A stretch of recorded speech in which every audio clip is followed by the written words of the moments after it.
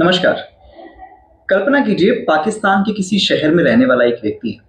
वो सरहद पार करके भारत के किसी शहर में आता है।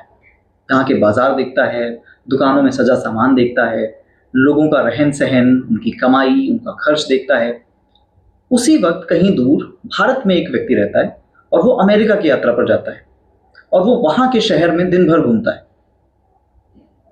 अब यहाँ एक बात समझिएगा, पाकिस्तान के मुकाबले भारत की इकोनॉमी या जीडीपी लगभग 8 गुना बड़ी है और भारत के मुकाबले अमेरिका की जीडीपी या इकोनॉमी भी लगभग 8 गुना बड़ी है। अब आंकड़ों के तराजू में दोनों फर्क बिल्कुल बराबर जान पड़ते हैं, पर जो अंतर, जो एहसास, जो लाइफ स्टैंडर्ड्स का फर्क भारत से अमेरिका जाने वाले व्यक्ति को दिखता है, क्या वही अंतर पाकिस्तान से भारत आने पर भी दिखेगा? आप सबको पता है ऐसा नहीं है। तो सवाल उठता है कि जब आंकड़े बराबर हैं तो एहसास अलग अलग क्यों? आखिर ये जीडीपी का चक्कर क्या है? जीडीपी के मायने ठीक से समझने के लिए पहले एक सवाल का आप जवाब दीजिए। 2 स्टेट्स हैं, एक की जीडीपी है 1.5 लाख करोड़ और दूसरे की जीडीपी मैसिव 10 लाख करोड़। आपको बताना है कि दोनों में से ज्यादा संपन्न कौन है, ज्यादा समृद्ध कौन है, और आपका समय समाप्त। अगर आपको लगा कि 10 लाख करोड़ वाला स्टेट ज्यादा समृद्ध है तो मैं आपको बता दूं, पहला स्टेट गोवा था और दूसरा स्टेट बिहार। इसलिए सही जवाब था इस सवाल का कि मुझे नहीं पता। जी हाँ, मुझे नहीं पता, क्योंकि जीडीपी से, अकेले जीडीपी से किसी भी जगह की समृद्धि या संपन्नता का अंदाजा लगाना ये बिल्कुल संभव ही नहीं, क्योंकि इनका सीधा कोई रिश्ता है ही नहीं। जीडीपी अकेले समृद्धि का पैमाना नहीं बन सकती। अब समझते हैं कि ऐसा क्यों। जीडीपी का मतलब होता है कुल उत्पादन, मोटा मोटा कुल आमदनी के बराबर। ये ऐसा है कि जैसे एक क्रिकेट मैच में बैट्समैन ने कितने रन बनाए या बॉलर्स ने कितने रन खाए, ये दोनों बात मोटा मोटा बराबर है। तो याद रखने के लिए जीडीपी का सबसे सरल अनुवाद है देश के सारे लोग मिलकर एक साल में कितने पैसे कमाए। इस हिसाब से बिहार के 13 करोड़ लोगों ने मिलकर 10 लाख करोड़ रुपए कमाए और गोवा के 16 लाख लोगों ने मिलकर 1.5 लाख करोड़ रुपए कमाए। इसका मतलब पहली सीख ये है कि सिर्फ जीडीपी देखकर समृद्धि का पता नहीं चलता। हालांकि अगर जीडीपी को जनसंख्या से भाग दे दें तो पर कैपिटा जीडीपी निकालकर एक बेहतर, एक ज्यादा सच्चा अंदाजा लगाया जा सकता है। और साथ में उदाहरण से समझते हैं कि जीडीपी को तुलनात्मक रूप से पढ़ते कैसे। जैसे स्विट्जरलैंड की जीडीपी है 100 लाख करोड़ रुपए, तो इसका क्या मतलब हुआ? स्विट्जरलैंड की महज 90 लाख की आबादी ने मिलकर 100 लाख करोड़ रुपए कमाए, तो औसतन एक व्यक्ति की कमाई 1.25 करोड़ रुपए हुई सालाना। इसी तरह पाकिस्तान की जीडीपी है 40 लाख करोड़। इसका मतलब पाकिस्तान के 25 करोड़ लोगों ने मिलकर 40 लाख करोड़ रुपए कमाए और भारत के 150 करोड़ लोगों ने मिलकर कितने रुपए कमाए?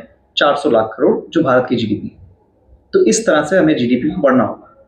इसलिए जीडीपी में इतना विशाल अंतर होने के बावजूद दोनों देशों, भारत और पाकिस्तान की प्रॉस्पेरिटी में उतना विशाल अंतर नजर नहीं आता जितना भारत और अमेरिका की समृद्धि के बीच में दिखाई पड़ता है। अगर आप भारत, पाकिस्तान और अमेरिका, इन तीनों की पर कैपिटा जीडीपी को आमने सामने रखकर तुलना करेंगे तो आपको एक वास्तविक, एक रियलिस्टिक पिक्चर दिखाई देगी, जो अंतर सच में रियल लाइफ में आपको महसूस होगा। अब बात करते हैं इसके एक सकारात्मक पहलू की, एक रोशन पहलू की। क्या इसका मतलब ये कि जीडीपी के कोई मायने ही नहीं?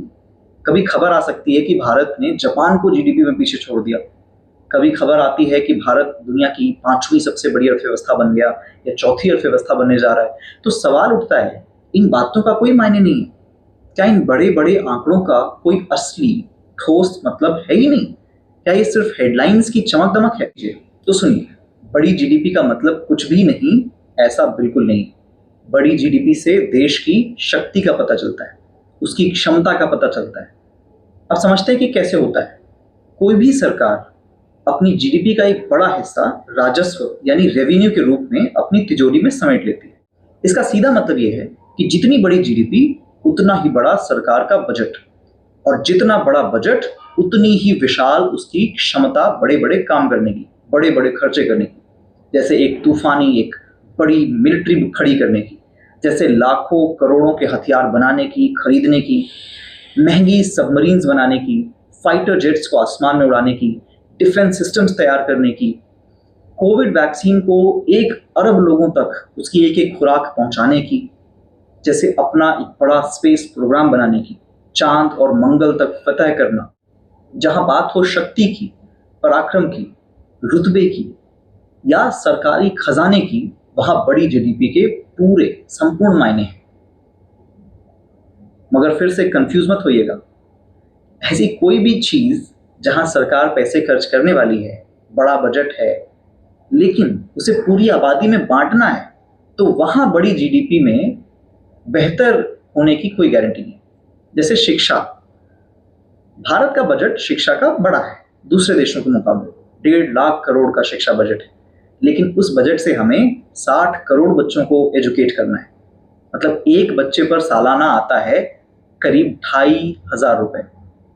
फिनलैंड का एजुकेशन बजट हमसे छोटा है, करीब 1 लाख करोड़ का, पर उसे उस छोटे बजट में सिर्फ 10 लाख बच्चों को एजुकेट करना है, क्योंकि वहां की जनसंख्या कम है। तो एक बच्चे पर वहां सालाना खर्च होता है 10 लाख रुपए। तो चलिए अब समेट लेते हैं, इस पूरी यात्रा में हमने क्या सीखा और इसका निचोड़ क्या है, इसे समझते हैं। पहली सीख, जीडीपी से हमें हमेशा ये ध्यान में रखना है कि सारे लोगों ने मिलकर कितना कमाया। जीडीपी मतलब क्या? सारे लोगों ने मिलकर कितना कमाया।